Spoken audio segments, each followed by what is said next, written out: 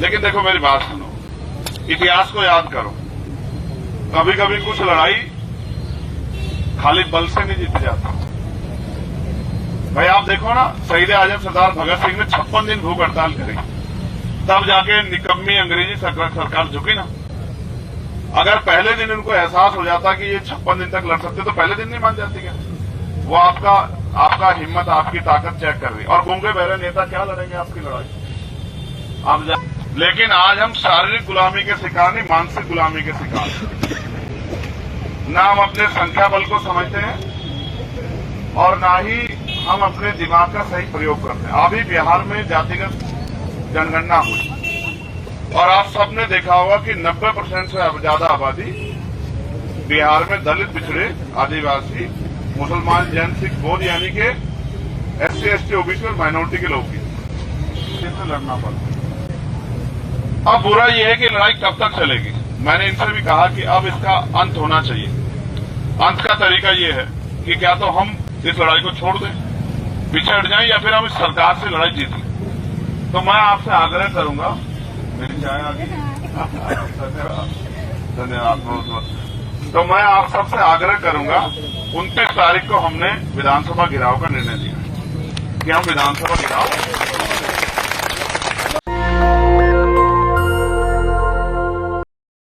भाइयों बहनों, पिछले लंबे समय से 530 दिन एक बहुत बड़ा समय होता है और आप जो लड़ाई लड़ रहे हैं किसी का अधिकार छीनने की लड़ाई नहीं।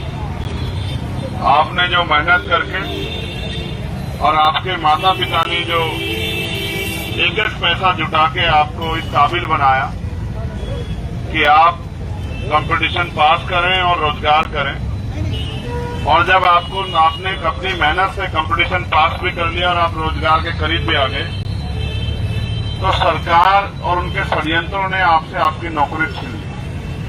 मैं चाहे देश के किसी भी कोने में रहूं, लेकिन जब जब आपके आंदोलन चलते हैं मैं आप लोगों को देखता रहता हूं। मुझे इस बात का दुख है कि नेताओं के साथ साथ मेरी शिकायत ये समाज से भी है। इतना बड़ा समाज है हमारा उत्तर प्रदेश में, अगर एक बार भी समाज अंगड़ाई ले लेता तो मुख्यमंत्री जी उसी दिन मान लेते।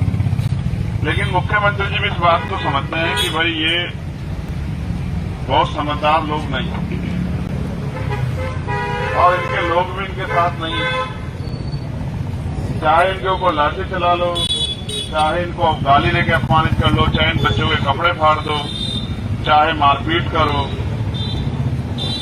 चाहे अपशब्द कहो, चाहे उठा के फेंक दो, चाहे थाने में पकड़वा दो, इनकी कोई सुनने वाला तो है नहीं।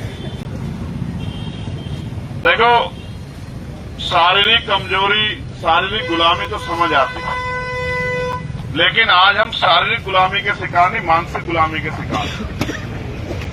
ना हम अपने संख्या बल को समझते हैं और ना ही हम अपने दिमाग का सही प्रयोग करते हैं। अभी बिहार में जातिगत जनगणना हुई और आप सबने देखा होगा कि 90% से ज्यादा आबादी बिहार में दलित, पिछड़े, आदिवासी, मुसलमान, जैन, सिख, बौद्ध यानी के SC, ST, OBC और माइनॉरिटी के लोग हैं।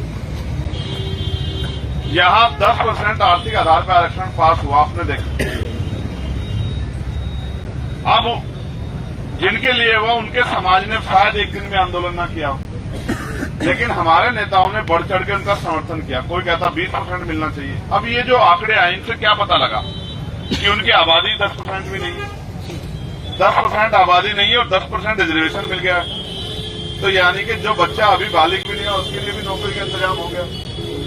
और आपकी आबादी 90% है और जो हिस्सेदारी आपको मिली है 49%, 49.5%, उसको भी ये लोग छीन ले रहे हैं। तो इसका मतलब जो नेता यहां बैठे हैं उत्तर प्रदेश की विधानसभा में या उत्तर प्रदेश से चुन के जाके जो लोकसभा में बैठे हैं, वो सिर्फ अपने निजी स्वार्थ का काम आगे बढ़ा रहे हैं। अगर वास्तविकता में वो समाज के लिए राजनीति कर रहे होते तो आपकी लड़ाई लड़ते। आपको क्यों बैठने देते? आपने तो वोट दिए ना उनको। वो यहाँ आपकी जगह खुद बैठते, आपको कहते बहनों आप घर में जाके बैठो, हम लड़ेंगे ना लड़ाई। आपने हमें चुना है, हम आपके नेता हैं, आप हमें वोट देते हो। वोट सबसे शक्तिशाली होती है, करोड़ों रुपए से कीमती होती है वोट। आप क्यों लड़ोगे, हम लड़ेंगे। लेकिन बुरा यह है उत्तर प्रदेश में कि जितने नेता हमने निर्माण किए वो बेचारे अपने व्यक्तिगत स्वार्थ और अपनी राजनीति, व्यक्तिगत राजनीति के इतर समाज के लिए एक शब्द नहीं बोल पा रहे। परिणाम ये है कि आपको 530 दिन से लड़ना पड़ा। अब बुरा यह है कि लड़ाई कब तक चलेगी। मैंने इनसे भी कहा कि अब इसका अंत होना चाहिए। अंत का तरीका यह है कि क्या तो हम इस लड़ाई को छोड़ दें, पीछे हट जाएं, या फिर हम इस सरकार से लड़ाई जीत लें। तो मैं आपसे आग्रह करूंगा, मेरी चाय आ गई, धन्यवाद बहुत बहुत। तो मैं आप सबसे आग्रह करूंगा, 29 तारीख को हमने विधानसभा घिराव का निर्णय लिया कि हम विधानसभा घिराव देखो बंद करो, में नहीं आए हो। पढ़े लिखे लोग हैं ना आप लोग, तो आपसे तो कोई ये भी नहीं कह सकता कि भाई ये कम पढ़े लिखे लोग हैं, आपने तो कंपटीशन पास किया। अब आप सोचो जब पढ़े लिखे लोगों के साथ ये हाल है तो गांव का आम आदमी किस तरह के शोषण का शिकार होगा या उसके अधिकारों पर किस तरह कुठाराघात किया जा रहा होगा। मैं आपसे अपील करूंगा, ये जो सरकार है इसका चरित्र ऐसा है कि ये सिर्फ वोट से डरती है। इस आंदोलन को और तेज करना पड़ेगा। अगर कल के बाद, परसों के बाद ये नहीं माने ना, तो मैं आपसे कहूंगा कि आप फिर इस आंदोलन को अगले 3 महीने अलग तरीके से चलाएं।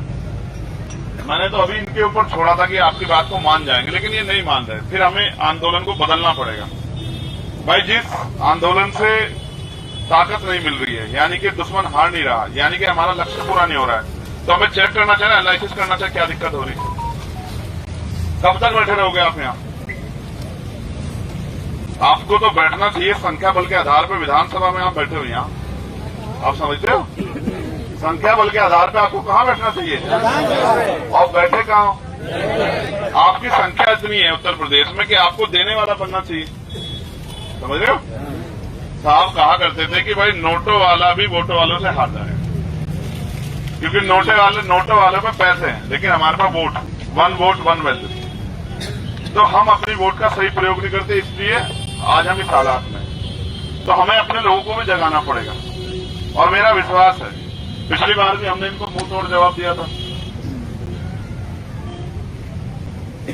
इस बार भी हम इनको मुंह तोड़ जवाब देंगे।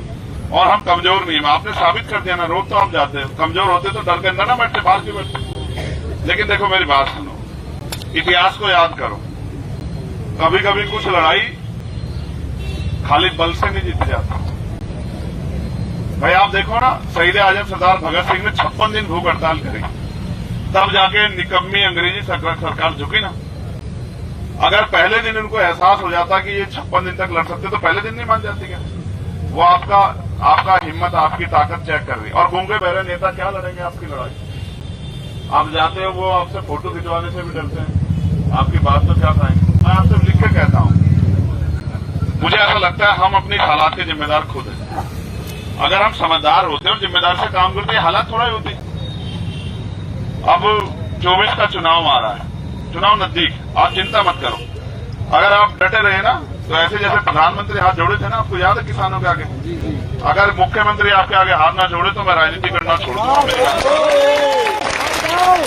पिछली बार भी 22 का चुनाव नजदीक था, आपको याद है 22 का चुनाव नजदीक था, तो हमने एक आंदोलन में इनको हरा दिया था यहाँ, याद है ना आपको?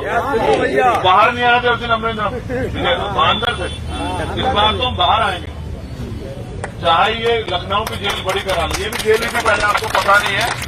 ये जो इको गार्ड है ना, पहले जेल हुआ करती थी, पुरानी जेल है। अभी तक आप जेल के अंदर आंदोलन चलाते हैं, अब इस आंदोलन को बाहर आप ले आए हो। अब इस आंदोलन को 29 तारीख को विधानसभा लेके जाना है, और उसके बाद अब ये गली, गांव, मोहल्लों में, नगरों में अब इस पर चर्चा करानी है और ये बताना जो सरकार हमारा संवैधानिक अधिकार हमें दे रही, वो अलग से क्या दे देगी? भाई ये जो योजना चलाने की बात करते हैं, पैसा कहां से लाते हैं? आप ही के टैक्स से तो पैसा है। टैक्स का पैसा आपका दोनों हाथ से लुटा रहे हैं और फिर भी आपके अधिकार नहीं देना चाह रहे हैं। इसलिए आपसे आग्रह करूंगा, एक तो 29 तारीख में आप जोरदार तरीके से जुटे, ठीक है? पुलिस से हमारी कोई लड़ाई नहीं है। पुलिस में भी तो नेताओं के बच्चे कहाँ हैं पुलिस में, आप बताओ ना। सारे हमारे तो लाठी मारते हुए उनको तकलीफ होती है, मगर क्या करें? वो जो नौकरी करते हैं सरकार की करते हैं, कल आपकी सरकार होगी, आपकी नौकरी करेंगे, समझते हो? सरकार के अधीन है पुलिस, सरकार के अधीन है एडमिनिस्ट्रेशन, सब सरकार के अधीन है। आप सरकार के अधीन नहीं हो, आपके द्वारा सरकार बनती है, आप मालिक हो, बस अपनी शक्ति को समझो। आप जोड़ लगाओ। हमारे यहाँ से एक आंदोलन हुआ, हम तो बैल भी, गाय भी, भैंस भी सब लेके चले गए कार्यालय में। आंदोलन तो आंदोलन तरीके से होते हैं। बहुत समझदार लोग भी आंदोलन कामयाब नहीं कर सकते। हमारे यहाँ तो चौधरी महेंद्र सिंह तक किसानों के बड़े नेता जब आंदोलन करते तो सब कहते थे हुक्का हुक्का, वहीं चल के समझते। तो मैं तो आपको कहूंगा एक बार तो 29 में उस तरह से लड़ो जिस तरह से लड़ते आ रहे हो। आगे फिर उस तरह से नहीं लड़ना है, आगे तो उस तरह लड़ना है जिस तरह लड़ना चाहिए। समझते हाँ। और सब कुछ है हमारे पास, अपने संगठन की शक्ति है। मैं तो इसलिए कम आता हूं आप लोगों के बीच में, आपको लड़ते देख। कभी ये कहने लगते हैं कि भाई चंद्रशेखर ही आपको चला रहे हैं। भाई आप देखो ना, मेरे पास तो एक व्यक्ति यहाँ होता तो मैं उसको रोज खड़ा कर देता है यहाँ विधानसभा में। मैं कौन शिक्षक भर्ती के बच्चों को कम नहीं याद होगा, आपने मुझे इतनी ताकत ही नहीं दी। अब थोड़ी थोड़ी दी है ताकत, वो भी बच्चे कह रहे थे भैया मैंने तो वोट दिए। वोट की लड़ाई नहीं है ना मेरी आपकी। आप सोचो मेरे पास कम अवसर होंगे क्या जब मैं आपके बीच से यहाँ चला गया ना, और मैं मुकदमों जेल से डरता है तो इन्होंने मेरे ऊपर गोली चलाई। आप सबको पता लगा हुआ है। तो मैं तो गोली की परवाह करते हुए अगले दिन 3 दिन बाद फिर खड़ा था। अभी भी कौन सी सुरक्षा है मेरे पास भाई? इनके यहाँ अगर इनके ऊपर गोली चल जाती तो 10-20 लोग लेके घूमते, मैं तो अब भी अकेला घूम रहा हूँ। आप समझते हो मौत एक दिन आनी है, कहां से डरना मौत से? ना तो जिंदगी इन्होंने दी है ना ये मार सकते हैं। मौत एक दिन आएगी, सुनिश्चित है। वो दिन का स्वागत करेंगे हंसते हंसते, लेकिन अपने लोगों को मरने छोड़ो। जब तुम्हारे ऊपर लाठियां पड़ती हैं तुम्हें अपमानित क्या तकलीफ नहीं होती है क्या? नेशनल दस्तक की आपसे गुजारिश है कि अगर इसको बचाना चाहते हैं तो नेशनल दस्तक को सब्सक्राइब करने के लिए रेड कलर के सब्सक्राइब बटन को दबाएं, फिर बेल आइकन की घंटी दबाएं। नेशनल दस्तक को बचाने के लिए बहुत जरूरी है कि हर खबर को शेयर करें, लाइक करें, कमेंट जरूर करें।